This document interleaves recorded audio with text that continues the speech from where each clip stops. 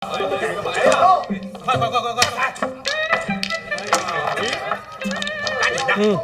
这是要碰了。碰！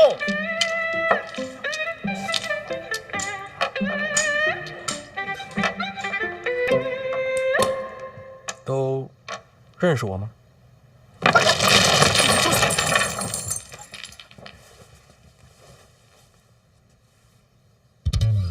可以啊，挺气派的啊。麻将都是用琥珀的。大人是假的。我是假的？不，大人，琥珀是假的，只是瞧着像。谁送的？内裤，他给咱们8大处各送了一副。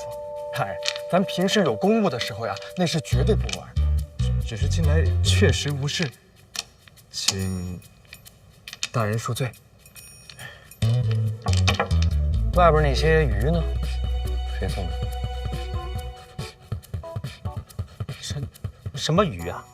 云梦鱼，就800里加急那个。这小人倒是不太清楚。这是谁管事儿？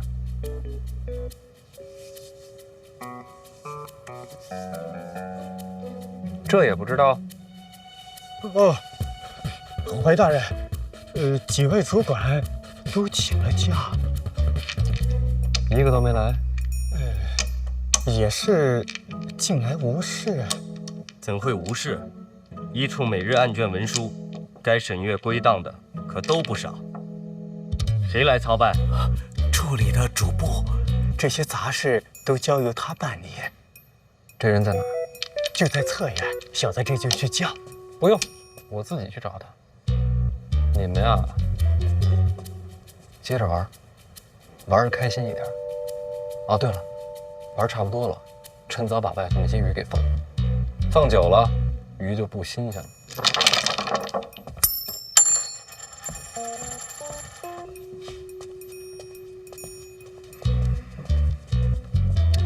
别动，还真打算接着玩啊？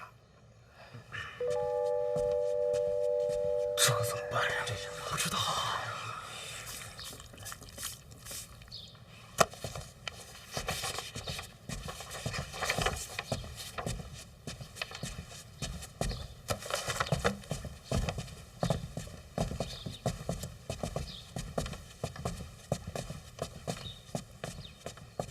有人吗？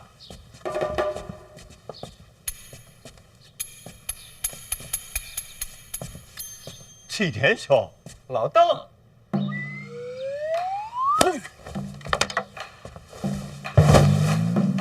监察院主簿邓子越见过大人。你认识？就是。邓子越，正是属下，你认识我？从未见过。那怎么就跪了？回大人话，如今监察院谁人不知王启年王大人常伴您左右。再说了，您这卓尔不群的气质，剑眉星目的样貌，不怒自威的神态，我若再猜不出来，我是不是瞎呀？小月公子，行了，老邓啊，大人现在暂领一处诸般事宜了。当真？当真。天哪，这是天大的好消息啊！啊，是不是？小范大人如果能来一处，那您坐这一处的话，那一处这就从此以后就有主心骨了。我真是感觉，如久旱逢甘霖，他乡遇故知。行了，全是套话，随你是吧？就是。邓子越，站着说话。老邓，起来。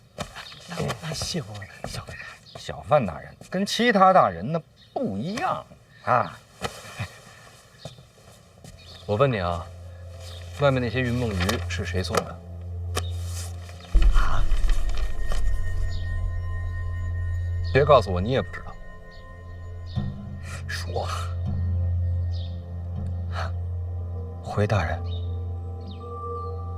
是检书司和兵部联名送的。一筐鱼还能牵扯到兵部？不是兵部，别人也没本事用800里加急把新鲜的云梦鱼送入京都。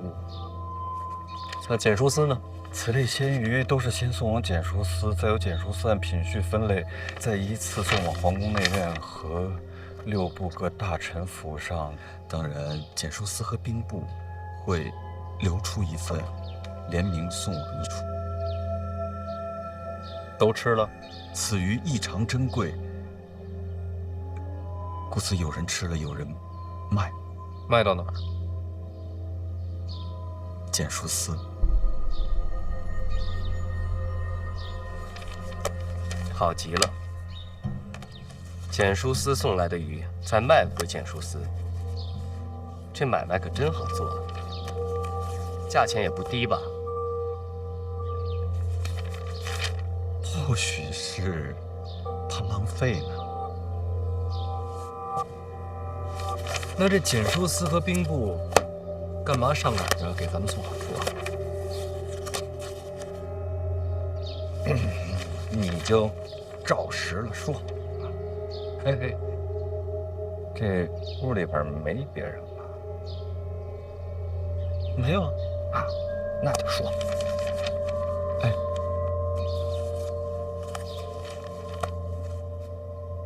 回大人话，其实不光是检书司，其他6部都有礼相送。人缘这么好？您看，一处嘛，咱们一处本来职责就是监察京都百官，自然谁也不愿得罪一处。有了好处，当然也就不会忘了一处。这种好处你们也敢收？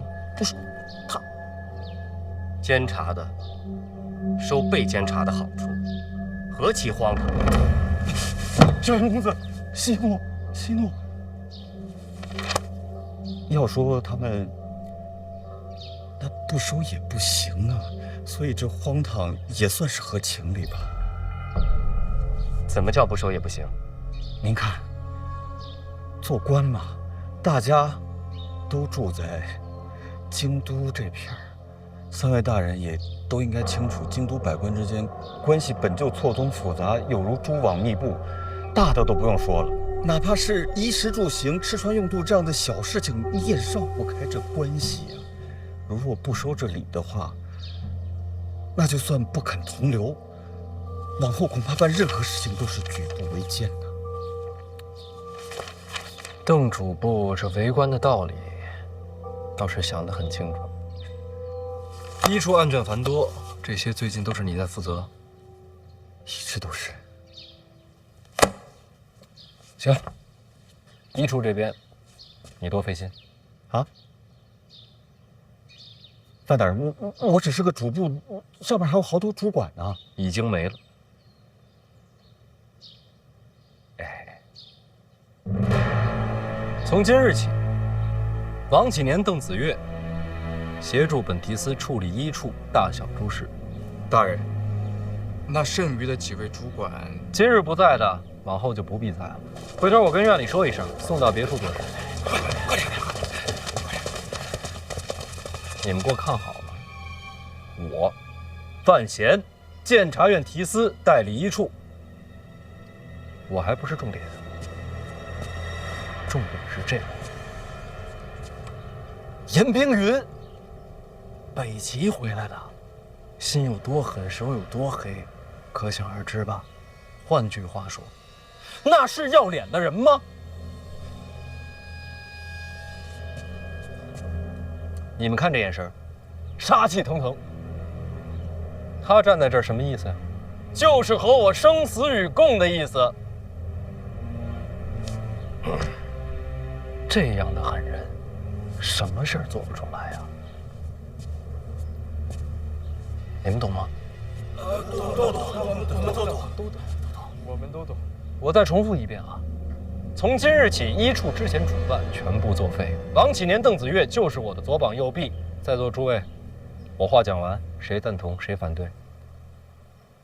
王主管，邓主管，这客气了啊！那个以后大家互相咱们多帮衬啊！大方点儿，大家叫你。多帮衬，多帮衬。邓某以后一定尽力尽心办差。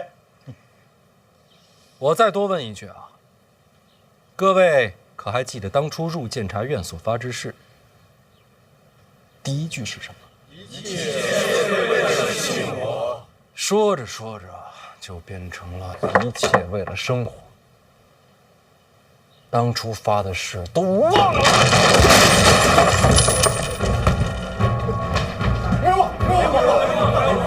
一处是做什么的？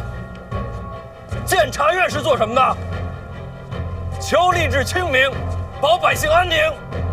你们当初的初衷都他妈喂了狗了！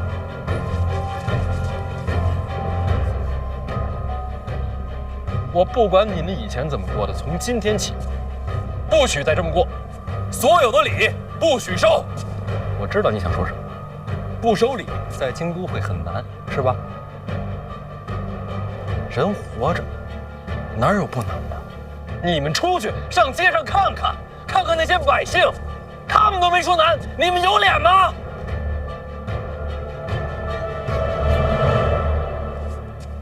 不过诸位放心，我这个人呢，其实还是好说话的。各位要小心，做了错事儿，千万别落在小严的手里，那才是真的惨。我管不着你们一处啊。都是监察院，一切为了庆国。行了，话我也说完了，该办差了。邓子岳，大人，属下应该办什么差呀？刚门口那鱼我也看了，我觉着不新鲜。鱼不新鲜，送来的鱼不新鲜，说明什么呀？说明他简书司看不起我们一处，这谁忍得了？邓子岳，属下在。带人把简书司给我封了。大人，恳请大人知道，简书司的代公公那可是淑贵妃面前的红人呐。我知道，老二他娘嘛，喜欢读书，我见过。那大人是不是再斟酌斟酌？怕什么？听我的，该封就封。就算要封的话，以何罪名啊？一处这么多案卷，简书司就一点过错没有？那要这么说的话，自然是有。那还等什么？带人去封。大人，我本来就是初来乍到，根本就难以服众，而且我这个职位我压不住简书司啊。那要不辛苦小严公子带队一趟？一处差事与我何干？都是监察院为国效命。那就有劳小严大人了。我带队去封简书司，那你干嘛去啊？请人啊，戏台都搭好了，总得有个看戏的吧？请谁啊？大罗金仙。范闲来了。慢点，慢点，别摔着。哟，快剑也回来了。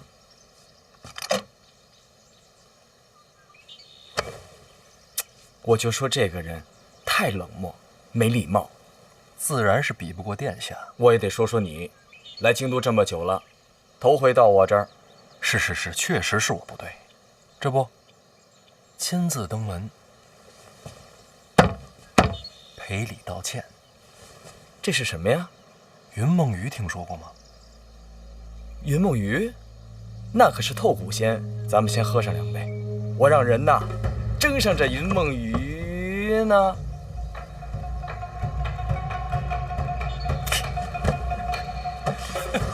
全程炒变了，梅雨。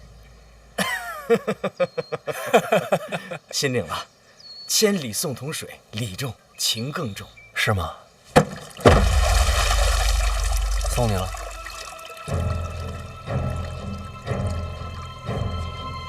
彼岸，清清。哎，但我知道哪儿有鱼，所以呢？所以咱俩抓鱼去。我跟你去抓鱼，殿下没空。我就说嘛，满京都城里最有趣儿的人就是你了。我也这么觉得。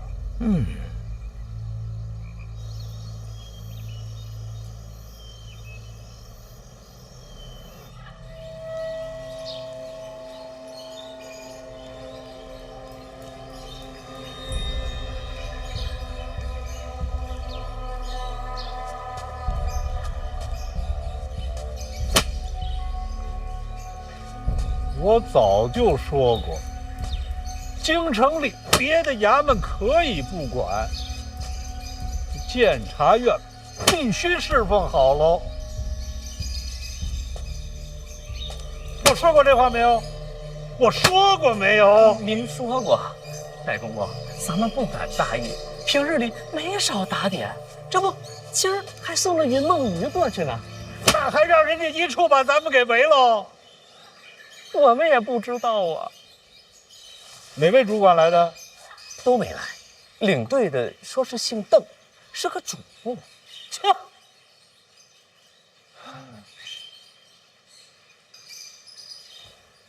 起来吧！哎，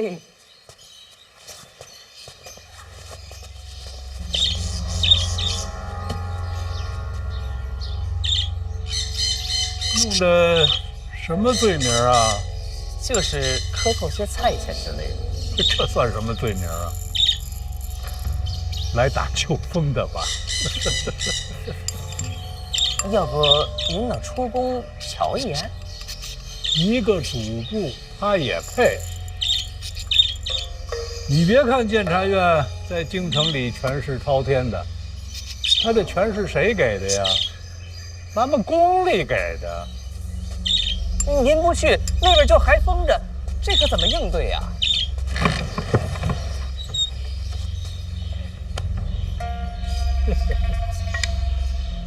爱封多久封多久。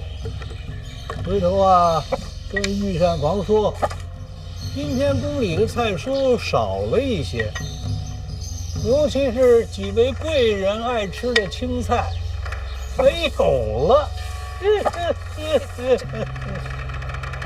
这怎么成啊？上边要是问起来呀，就说一处威风，断了宫里的贡菜，我们检书司官小职微，无力抗争。那地下那边也减菜粮了？你来宫里多少年了？这种话你也问得出口？属下知罪。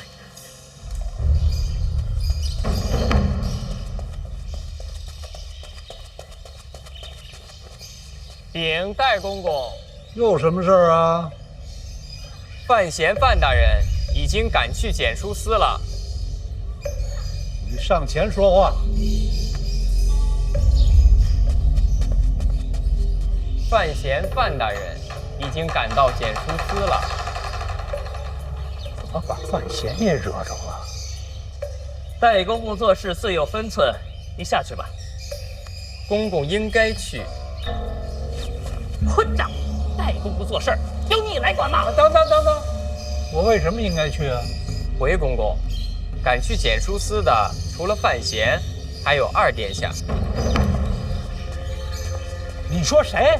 二殿下。公公莫急，我多问了几句。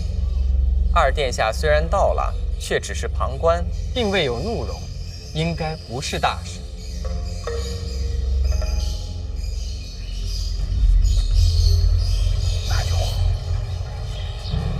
咱们检书司依靠的本就是淑妃娘娘，既然二殿下也到了，公公还是露一面的好，绝不能让殿下觉得怠慢。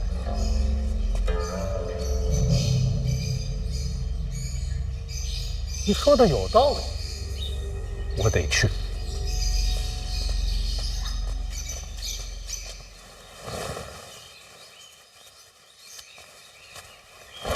你叫什么来着？回公公，小的红烛，刚入宫的。在宫里有几年了。行，有个伶俐劲儿。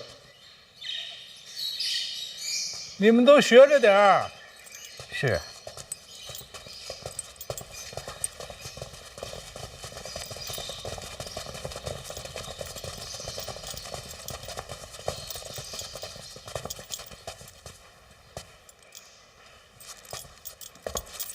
你跟我一起去。回公公，小人就不去了。大胆！戴公公的话也敢不听？你一边待着去。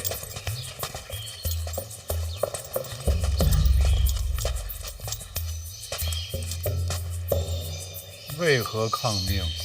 宫里得有人守着，检书司那边若出差错，也好应对。怎么应对？自然是寻淑妃娘娘求情。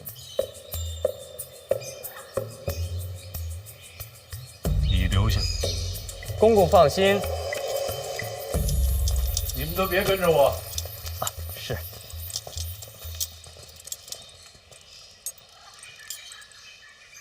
哎，小红公公，我有个事情想让您帮我拿主意。诸位前辈都在，我也不敢拿主意。您尽管说就是。御膳房那边还要减菜量吗？戴公公人已经赶过去了，或许就有转机。这时候，咱们这些下面做事的，少一份麻烦，便多一条活路。小红公公说的是，都别乱来，咱就一个字儿，等。对，吃饭。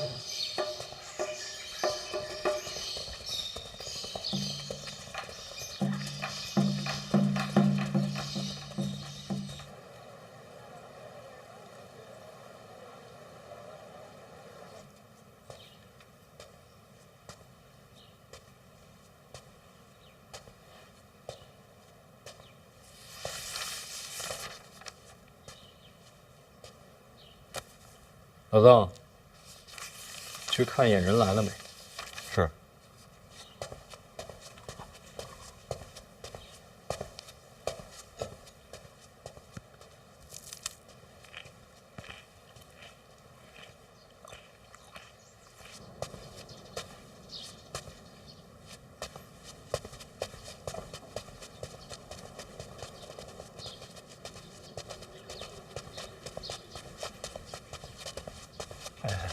王先生，稍等。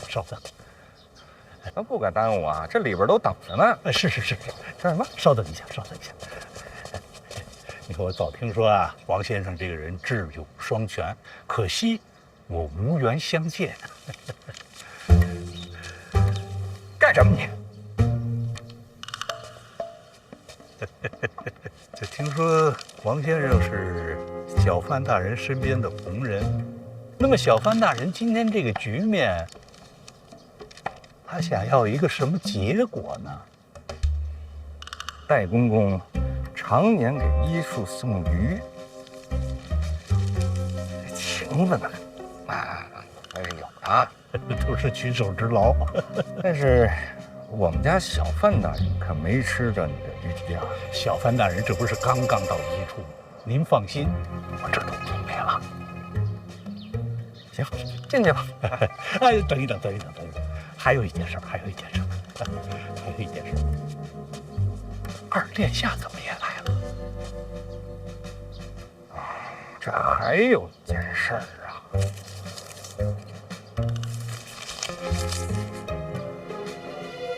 二殿下在，这事儿也叫好办了，对吧？毕竟咱们都是在京都为官嘛，做什么事情还是得守规矩的。明白。走。小范大人吩咐我出来看看，人来了没有？哎，来了。哎，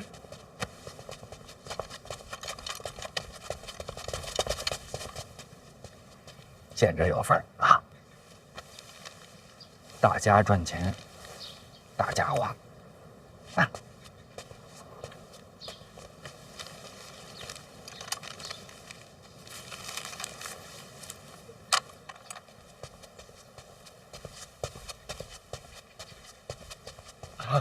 老奴拜见殿下。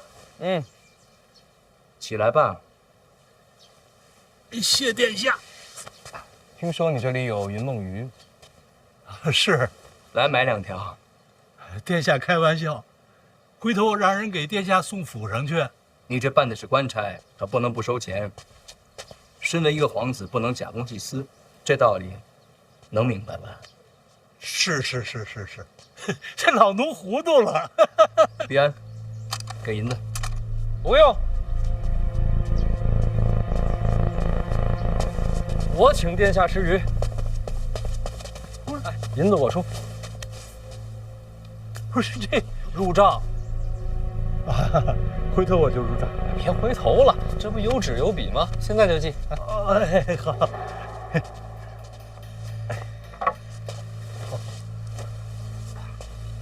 别记这本上，记这本。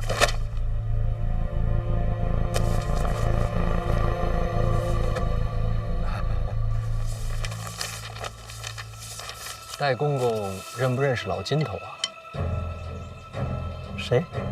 老金头，一个卖菜的，欠了不少账。哎呦，这好像是想不起来了。想不起来了。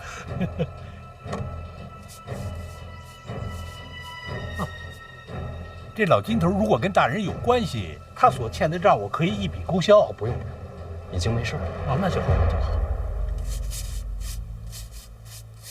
哟，戴公公这字儿不错呀。不敢不敢。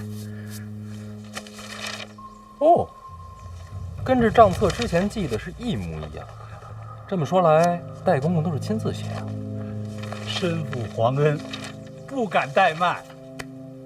那这账册将来要是查出什么问题，都得问你啊。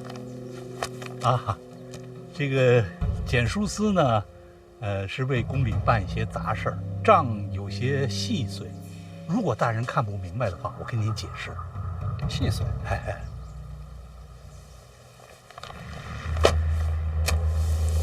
不是细碎，是大局。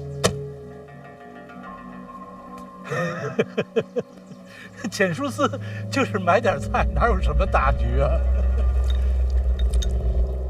戴公公，国家兴亡，你们这些太监是不是有责？是吧？咱们庆国刚跟北齐大战一场，也是边军威武，大获全胜。简书司该不该表示？啊，这边军的粮草不归简书司管。大局，往大了想。什么意思呢？简书司是不是庆国的一部分？是。那大战获胜，是不是与有荣焉？有。与北齐一战花了不少银子，对吧？对。这大战平定，朝中缺钱，是不是这个道理？是。那咱们庆国人该不该共度难关？该。简书司该不该负责？该。啊？该负什么责呢？国库空虚，到处缺的就是银子。简书司不想着为国解忧，反而变着法子贪钱，这合适吗？不，绝无此事。老奴为人最为老实，平时见着钱我都难受。大人一定是误会了。老实？我们监察院听说过吧？如雷贯耳。我们办案的手段，想必你也知晓一二。贪没贪钱自己知道啊。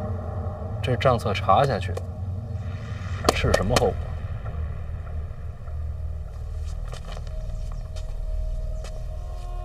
都缺钱啊，戴公公。简书司就不能担起责任，有难同当吗？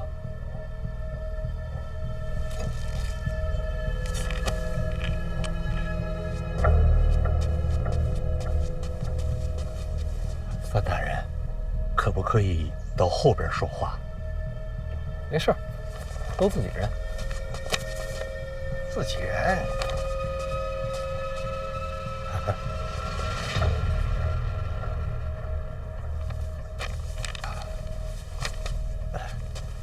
关于账目的事儿，这里还有一些补充，如果您不明白，可以回去自己看。不是，1000、2000、3000两。哎呀，3000两，还行吧。那话说回来，咱们简书司每天买菜也不容易。应该的，应该的。大家都是同朝为官，我做人也不能太跋扈，与人为善嘛。是。小范大人真是深谙为官之道。那说起来，简书司问题不大，是我唐突了。不是，应该的，茶也是应该的。误会解释清楚就好。老赵，撤了吧。撤。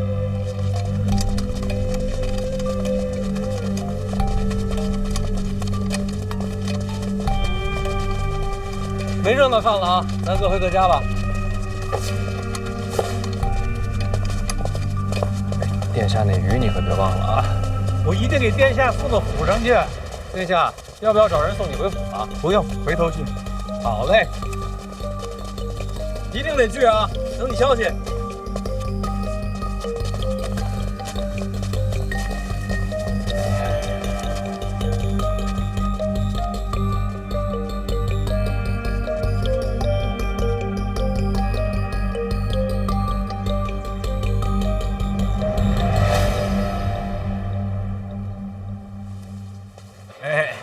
这是欠你半年的水果钱。哎，谢谢您还记得，应该的，应该还，应该还啊！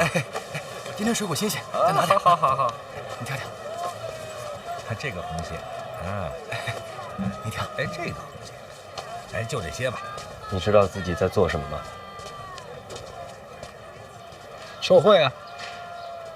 这件事儿，我一定会参与。你一个可不够，多找几个一块儿参。什么乱七八糟的？哎，这里来一个，不吃。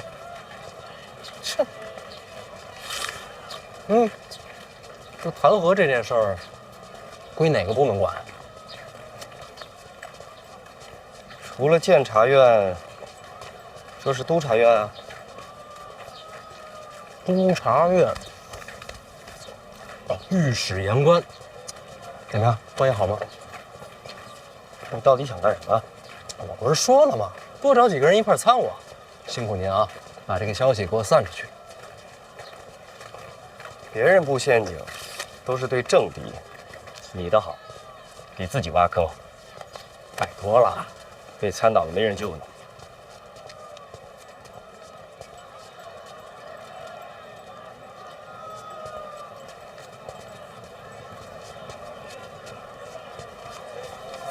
把这个，还有那账册、存档、记录，都交给全院长。是。啊，还有这个，如您所料，戴公公给的，都记上。是。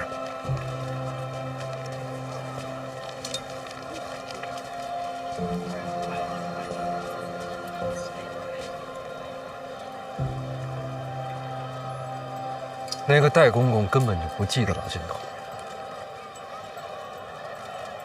没人记着他。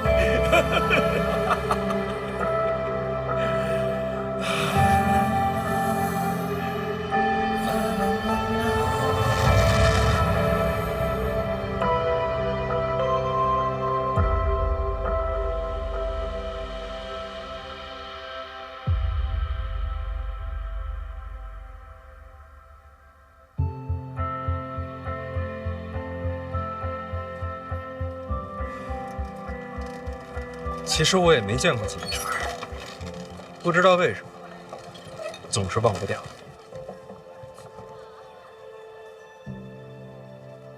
老王，若是没人能站出来，他们这些人一辈子就只能忍着、守着。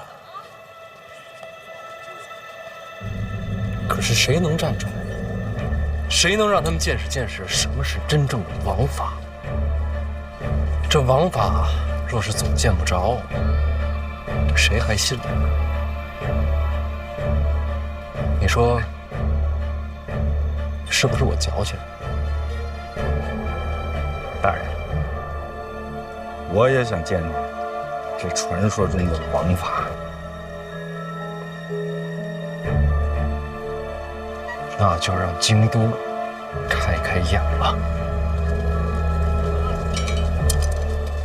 不是说立志清明吗？说是不收礼，到最后不还是收了？这话谁能在这说呢？闭嘴！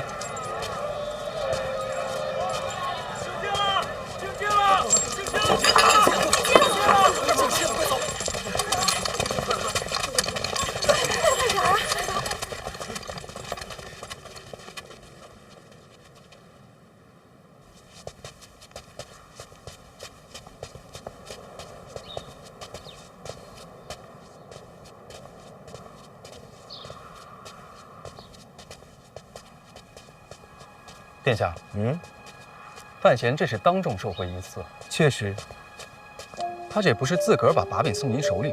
殿下若是借此机会发力弹劾，说不定就把他赶下去了，就当什么都没有发生，不参一本。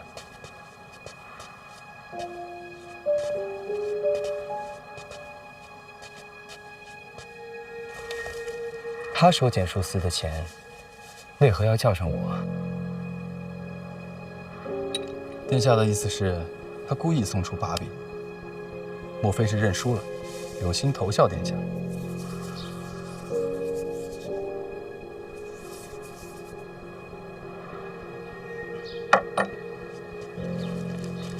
换成其他人这么做是没错，可范闲嘛，我还真不明白，他到底想要干什么呀？猜不透，才有趣儿。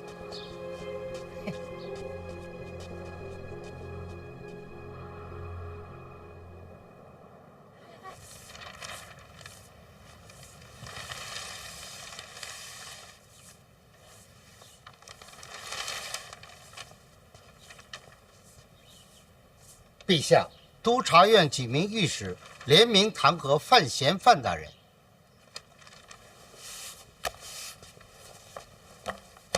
什么罪？弹劾范大人营私舞弊、私收贿赂、骄横枉法。把这个交给工部。等等，把这折子交给范闲。还要小范大人回话吗？不用。让他看看。遵旨。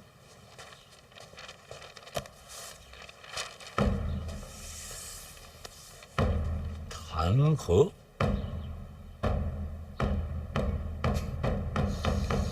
监察院提司范闲，当众收取3000两贿赂，是法度于不顾。于大庭广众之下收取银票，胆大妄为，无视庆国法度，实为庆国之害。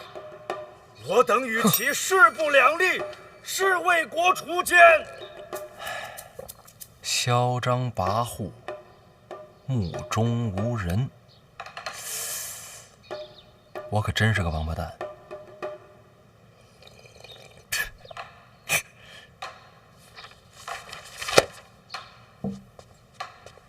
看完了，辛苦后宫。瞧您说的，这不是我应该的吗？那我先回去了。哎，来，送一下后宫。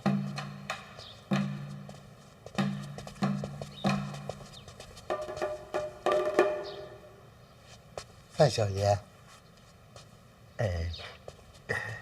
恕老奴多嘴，再问一句啊，此事小范大人准备如何应对呀？陛下让问的？没有，我就是好奇。按常理说，应该如何应对啊？言官御史都弹劾了，这事说起来可不是小事啊。无论如何，小范大人您得上折自辩啊。之后呢，就等陛下圣裁了。那我要是不回应呢？这不符合规矩啊！督察院都弹劾了，您不给个反应，这不是往御史脸上扇嘴巴子吗？不给反应就是扇嘴巴子，那不够吧？哎呦，范大人，我的范小爷，呸！是我老奴多嘴，您可千万别冲动。听说了吗？那个范闲面对弹劾，迟迟不上折自辩呐，岂有此理！真是目中无人呐，置我庆国法度于不顾，将弹劾视若无睹，这厮真是胆大妄为。就是，还有不下。谁呀？我，王启年，奉监察院提司范闲范大人之命，给你们这督察院呀送幅字儿。什么字儿？送给哪位？但凡你们弹劾范大人的啊，都可以看看。等会儿，等我走远了你再看。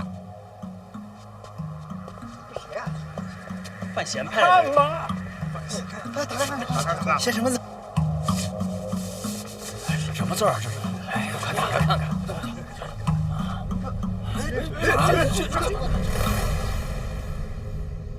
督察院御史参范闲，正是。弹劾的就是检书司代公公那3000两银票的事。谁牵的头？好像是自发的。这范闲当众收了银票，御史那边收到消息也合理。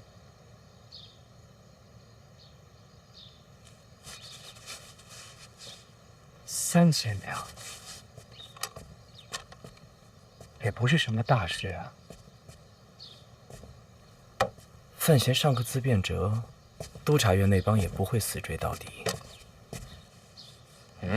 范闲没自辩，他派王启年去了督察院，给参他的御史送了幅字，写的什么？淫淫狂吠，这不是骂咱们吗？这么说，简直太过分了！谁来看我们判的严厉？太疯了！参他！对，参他！一定要参他！参他！一定要参他！指着人当狗骂，这是把人往死里得罪啊！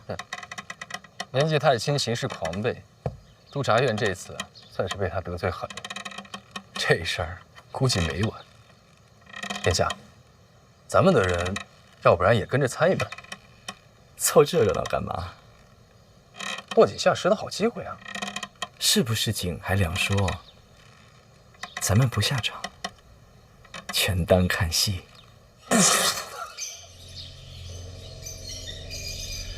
所有的御史都在弹劾。是，本来就那么几个，现如今督察院同仇敌忾，正憋着一股劲儿参范闲和公公呢。这是关我什么事儿啊？毕竟那3000两是您给出去的。3000两在京城算个屁呀！这芝麻大点的事儿，还骂人家是狗。哎，那不是我骂的。在督察院看来，范闲跟公公就是一条线上的蚂蚱。我一共跟他见过1次面，我怎么就骂上了我？人家说了，知道的就1次，隐藏未报的天知道有几回。听说督察院放话了，早就怀疑您和范闲狼狈为奸，很可能还拜他做了干爹。胡说！我几岁，他几岁，怎么就拜干爹了呢？公公，事到如今就别争年龄大小。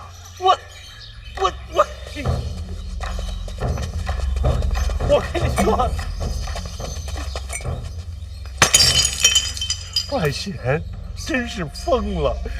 督察院那帮将种死都不怕，就怕丢名声。他可倒好，他骂人家是狗。哎呦，他骂人家是狗啊！他。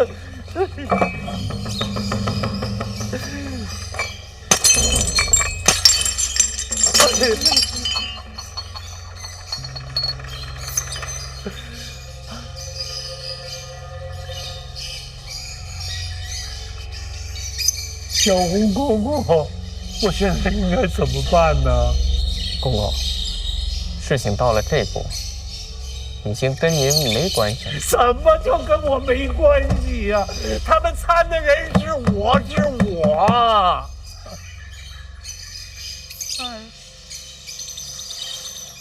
这叫什么事儿啊？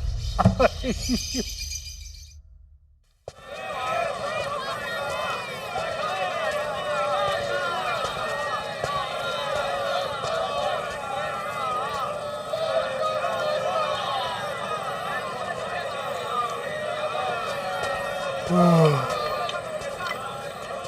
哎，这么早出门啊？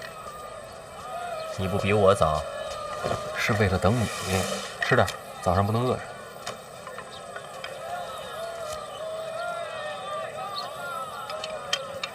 简书司的事儿现在越闹越大，你到底想要什么？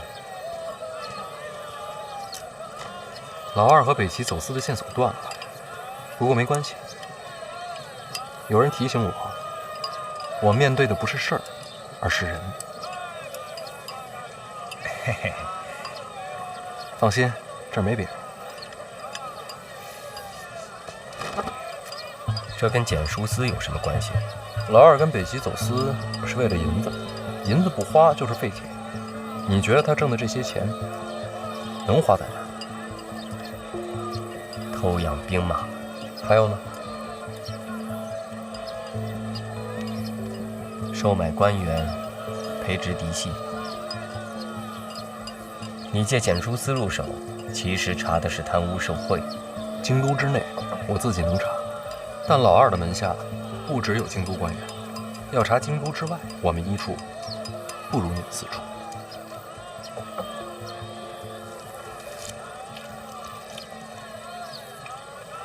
可以，京都之外，我来查。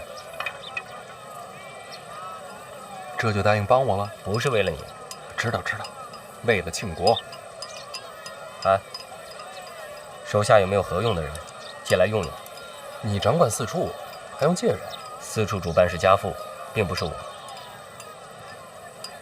有什么区别？我不想监察院也来子承父业那一套。为国效忠，岂能公私不分？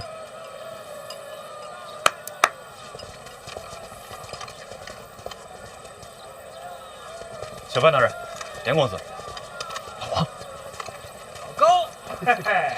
这段时间啊，帮着小严公子做点事儿。是。听小严公子吩咐。高达，我记得你隶属虎卫。是，但从今日起，我们这一批人就在小范大人麾下行走了。虎卫隶属禁军，只遵皇命。是啊，正要用人的时候，就把高达送来了。有时候我也不知道咱们这陛下究竟在想什么。天危难测，谁说不是呢？哎，你这就走了？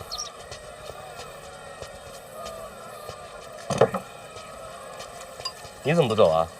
哎，这钱你还没付呢，这也得我来。小严大人来之前啊，小范大人说了啊，这包子铺啊改包场了。这包场我也不明白什么意思啊。大概就是这馅儿啊，这面呐，这火呀，这水呀，都算作成本了。哎，老高啊，让兵士们啊把剩下的包子都给包圆了。好，这馅儿呢，我拿回我们家去，晚上给我家爸爸汆个丸子。哎呀，这个馅儿香啊！哎呀，这肉好啊！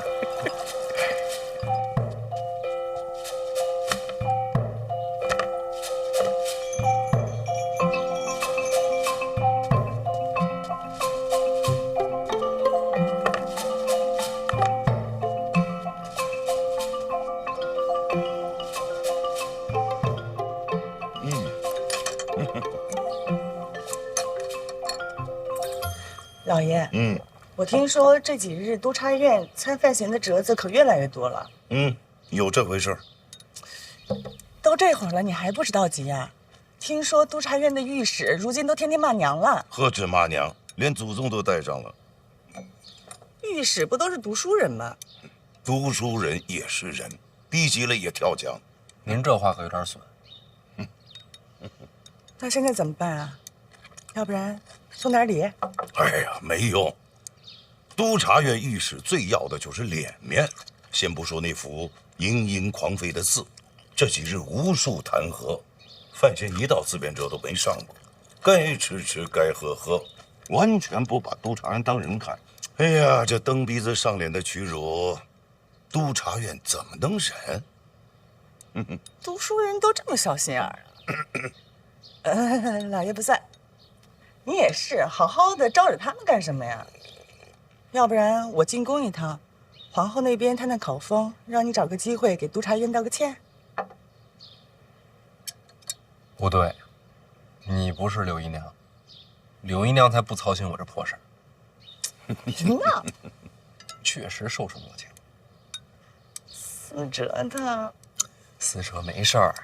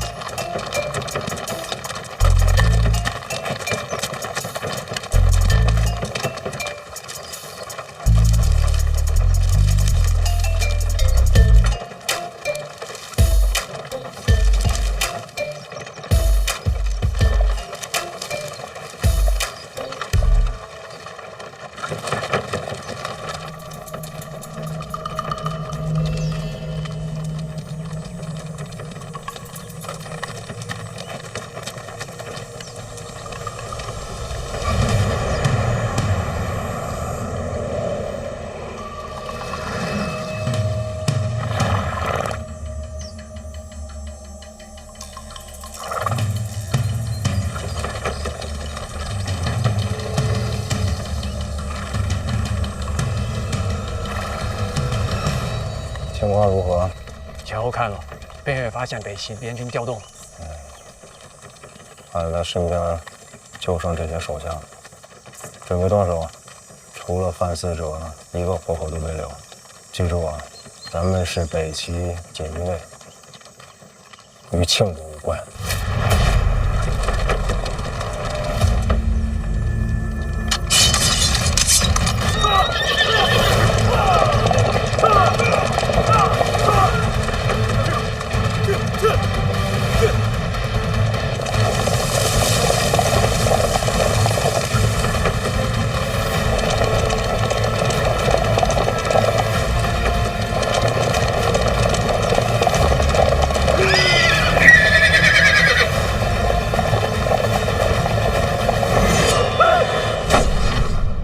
思哲离京那会儿，你不挺有条理吗？怎么现在自己任性起来了？这么多弹劾的折子，你好歹上个自便者，不能听之任之。好了，范闲不是思哲，他知道该怎么做啊。怎么这也能数落上思哲呀？姨娘说的没错，督察院那边的弹劾确实应该有个回应。怎么回？回头就知道了。哎呦，今儿肉不少啊！是啊，香啊，真不错。多吃点啊，多吃点。哎呦，这好吃，真不错，真好吃。是啊。大人，大人，这个肉它可不是别人孝敬的啊，这个是咱们监察院医处自己花钱买的，这名正言顺。我们给您弄点。不用，大伙好好吃啊，吃饱了好当差。什么东西？这什么了不起的？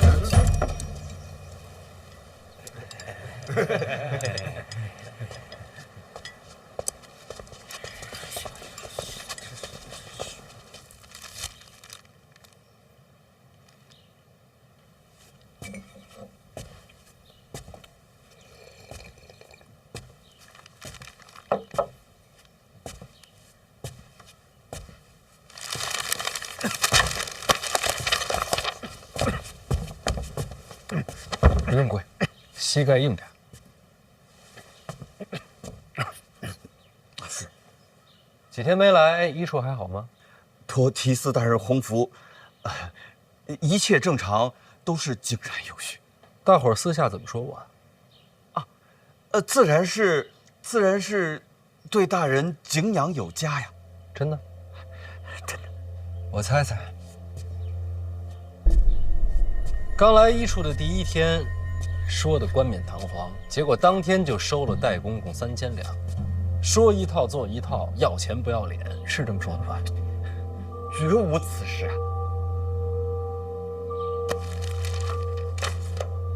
你就吃这个？让大人见笑了。一处今天不是炖肉吗？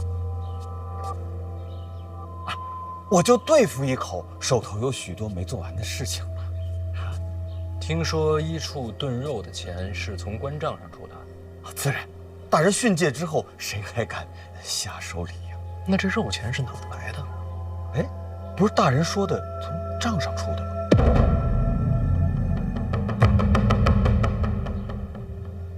一处的账我看了，这几日有出入，多了50两，所以从中取出一些银子炖个肉，也算是慰劳一下同僚们。这些你都知道吧？我知道。这50两是从哪儿多出来的？处理杂物繁多，不过是区区50两，无伤大雅的事情。那天在检书司，王启年塞给你的银票是多少钱？回大人，50两。你把这钱记在一处关账上。属下本来就欠处理的银钱，所以就还上了。欠账，有凭证吗？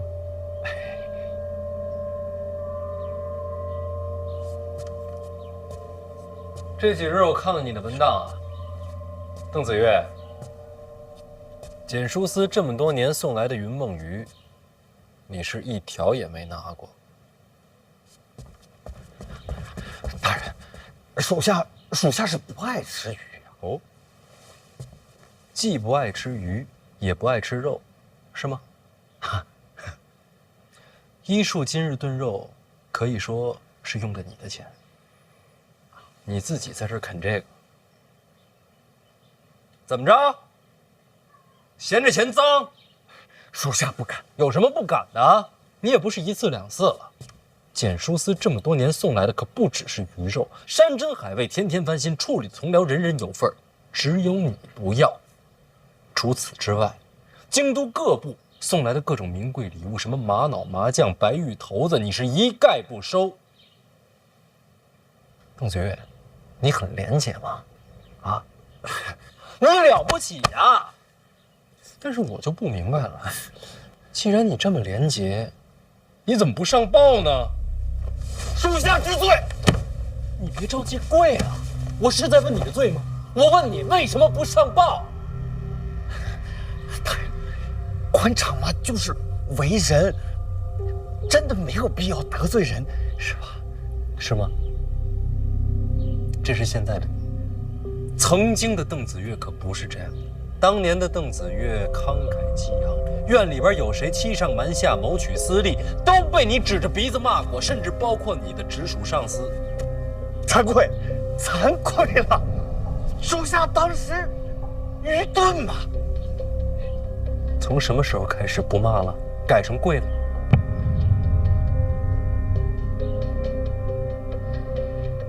回大人，我当时不谙世事，行事张狂，属下现在懂事了。你懂什么了？属下懂得，做官不可特立独行，该当与光同尘的。与光同尘呐，那鱼你就应该拿呀！与光同尘，啊，衣服都穿不起了是吗？邓子越，定州寒门出身，曾在边军养马。当年边军有都尉假造账册，借买马料为名，骗取官银。是你在重重包围中杀出条血路，将罪证送到监察院。院长念你孤勇刚直，特许入院。我说的没错吧？没想到大人连这都查了。你家境贫寒，年少时也曾立誓，才可以缺，志不能穷。当年在定州，一身鲜血杀进监察院大门，要求伸张国法的样子，还记得吗？回大人话，记得啊，记得。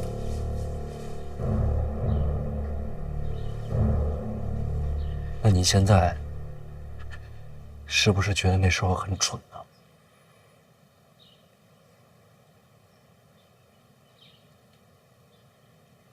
之前多不公，一血因雷霆，蠢就蠢了马大人。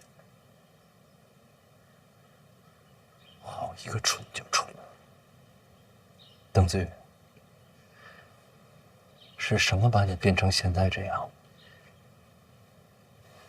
腰也弯了，膝盖也软了。不知当年的你看到现在的邓子月，会不会大哭一场啊？大人，主观吧，人情世故吧，大人，是吧？我知道，曾经你有机会可以升任副主办，结果就因为仗义直言，一降再降，最后被贬成了一个毫不起眼的小主播。这么多年，所以你服软了？服，早都服了。那你软就软的彻底一点啊，邓子月！不是与光同尘吗？都已经这样，50两银子有什么可值得上报的？送到门口的礼物有什么不能拿的？既然这样，还守那点规矩干什么？你是想给自己留点脸面，还是想别人夸你有气节？我问你话呢！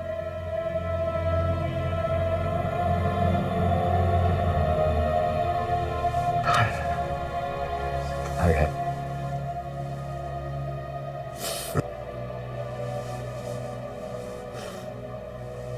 你看我这个样子，早就没气节了。我邓子月只求一个独善其身嘛。啊，独善其身就好了嘛。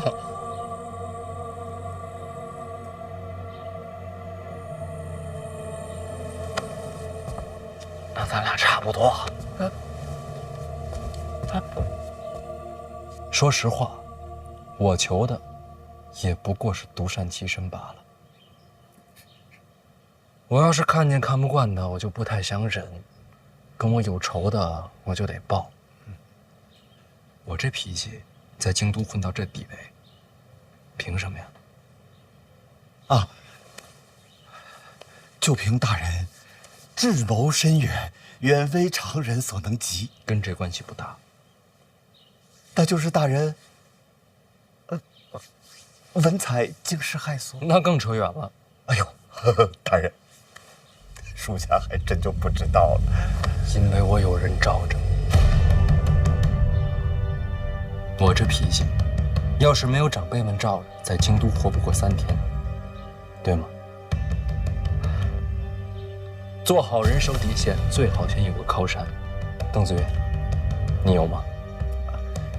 属下没有。现在你有了。从今往后，我就是你的靠山。你可以试着找一找曾经的那个自己，试着把底线往上再提一提。别怕闯祸，我跟你斗着。我知道你现在不能全信我，不急，咱们看人不看他说什么，看他怎么做。啊，走吧，先办事。大人，办什么事？替我写个折子，自辩者以医处的名义送上去。大人，我写不合适吧？我字不好。是。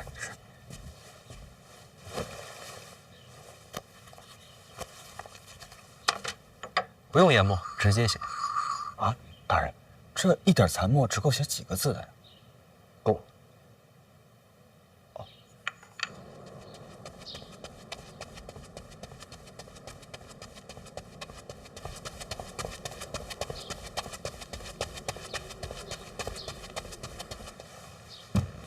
范闲的自辩者入宫了，是。看来是撑不住了。其实已经晚了。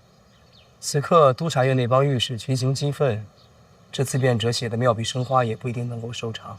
没有妙笔生花，一共才8个字。哪8个字？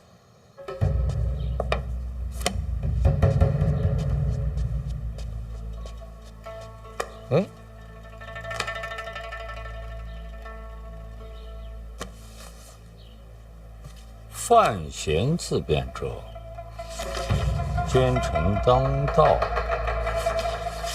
何罪之有？奸臣当道，何罪之有？这庆国立国以来，还从未有过这样的自辩者。不光是庆国，有史以来这也是独一份了。我本以为淫淫狂吠把御史们得罪到头，是我错了。这折子呀，才是登峰造极。可这把人当狗骂，不是更恶毒些吗？殿下，把人当狗骂，虽说气愤，不过就是骂街。可御史求名，奸臣当道这4个字儿，是在毁督察院的根基呀。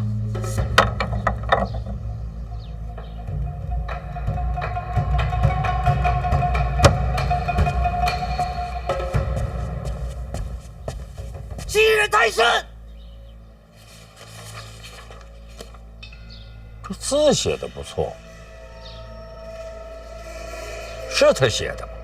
应该是监察院一处代笔。我说呢，是先啊，丢人呐！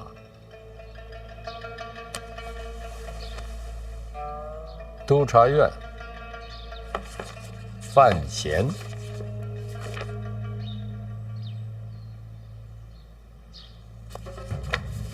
互不相让，那就殿前对质吧。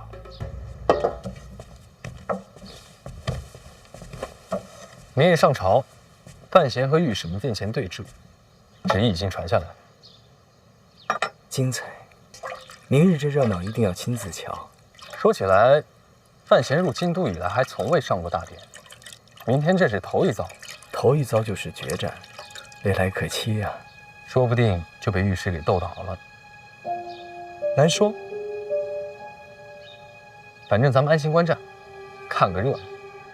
那是自然。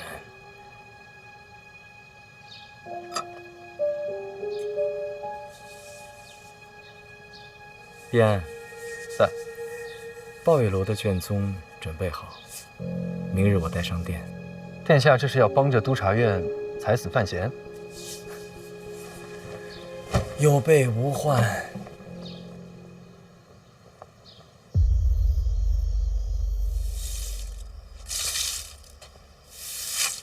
这扫的时间不短了。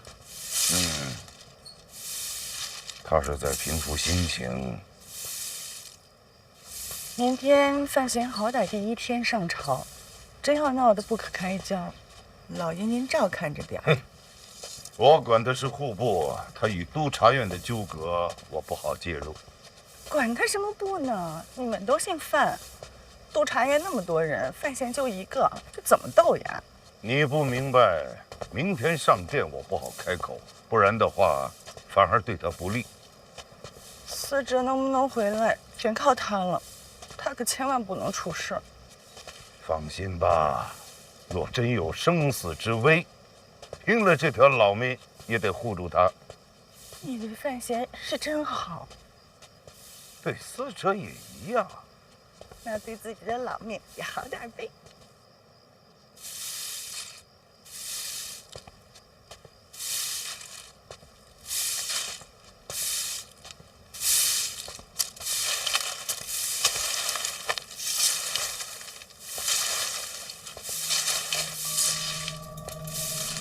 我要是一直看不见你，你就一直站在上面。怎么不让下人动手？自己有手有脚，不麻烦别人。院长让我转告，你让严冰云查的结果已经到了院长手上，请小范大人明日安心上殿。替我谢谢小燕。小范大人，请问武主武大人回京了吗？这也是院长让你问的？我自己想问。我不知道。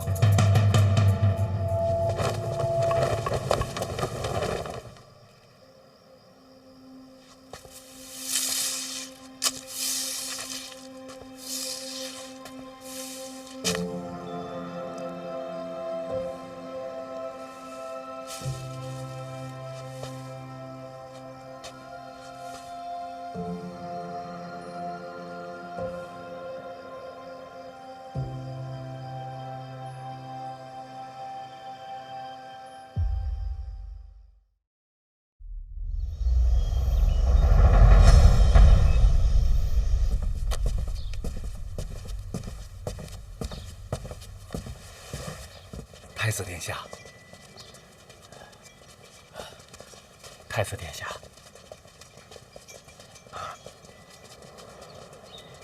太子殿下，太子殿下怎么在这儿站着呀？等你啊！专门来看我笑话。你何必呢？没懂。知道为什么没有人愿意跟御史为敌吗？这些文人言客，你跟他们比，赢了没好处，输了万劫不复。为什么要跟他们一般见识呢？没准过一会儿我们就化敌为友了呢。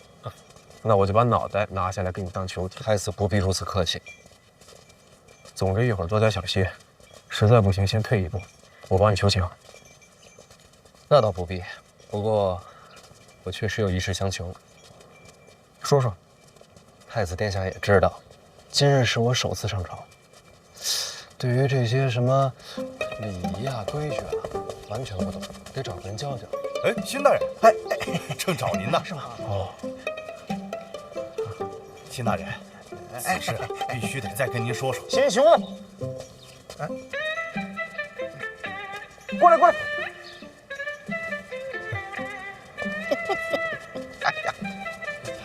太子殿下，范大人，哎呀，你说我刚才怎么回事啊？怎么就没瞧见二位呢？你陪范闲入殿。礼仪上有什么不懂的，多指点。啊，求之不得，求之不得。那好自为之。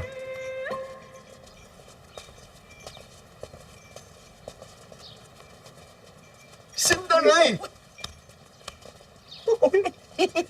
范大人，怎么不找我喝酒啊？哎呀，公事繁忙啊。哦，辛大人辛苦。哎，要是实在太累了呀，可以告病休假几天嘛。哎，有道理。就是说的太晚了，殿下都走了。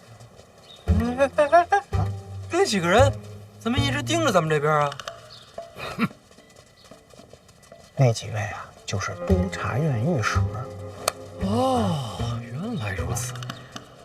哎，那他们怎么一直瞪着你啊？你跟他们有仇？哎，这还俩人。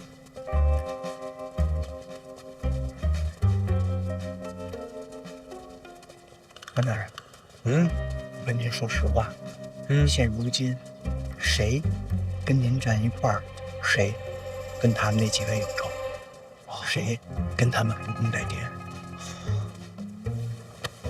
辛大人放心，一会儿到了殿上啊，您安心看戏就行，千万别信我说的啊，克制，克制，再克制，我尽力啊。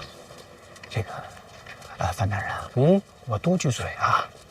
这个督察院御史啊，憋了这些天的怒气呀，要放大。什么？没事，你继续。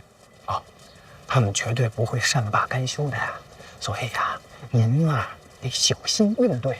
巧了，什么？我也没打算善罢甘休啊。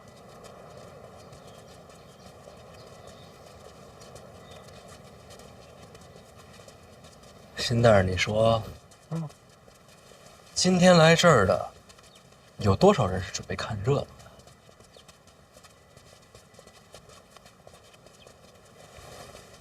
的？恐怕都是。那要是看热闹的人自己成了热闹呢？走吧，上殿。范大人，您到底要干什么呀？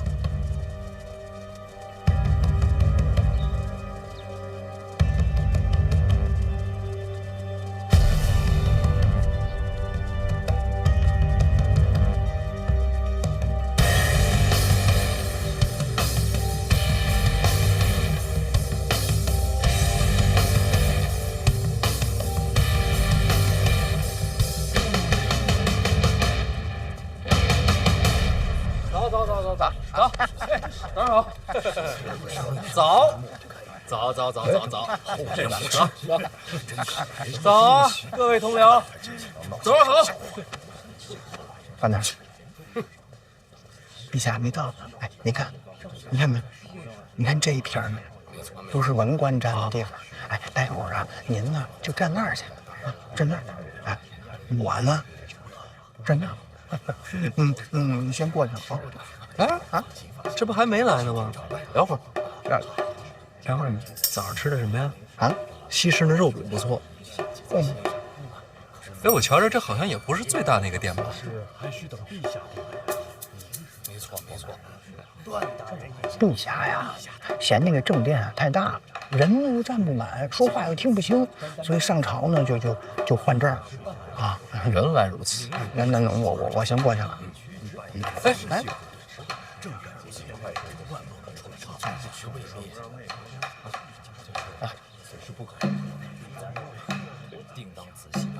这什么情况啊？陛下给赐的罪。拜托太子都站着呢，他谁呀？枢密正使秦业。